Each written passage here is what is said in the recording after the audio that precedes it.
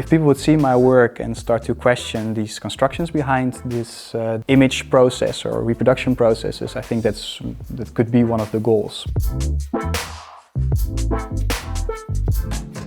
My work revolves around the research into reproduction processes.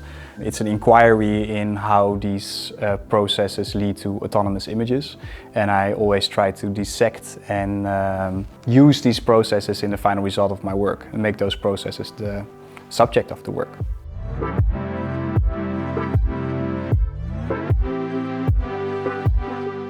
I think in basic my inspiration stems from a basic fascination into how we communicate and how we construct images and how we perceive the world around us. And I'm trying to find or search for grips in or entrances in this perception.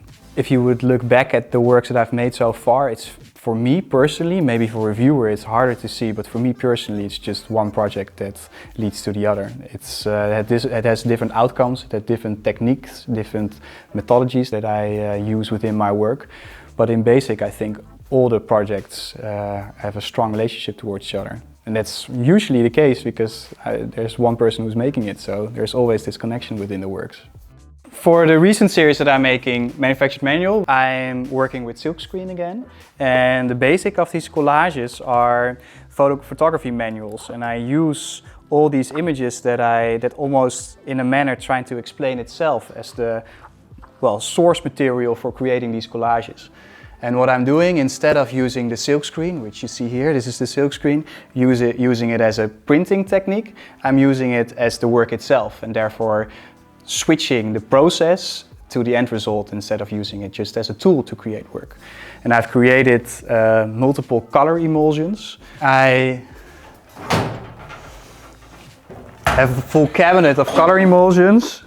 And what I do, I have transparent color emulsions that I apply onto the silkscreen. I add these color pigments to this color emulsion and make multiple exposures onto this silkscreen to create a layered image of color.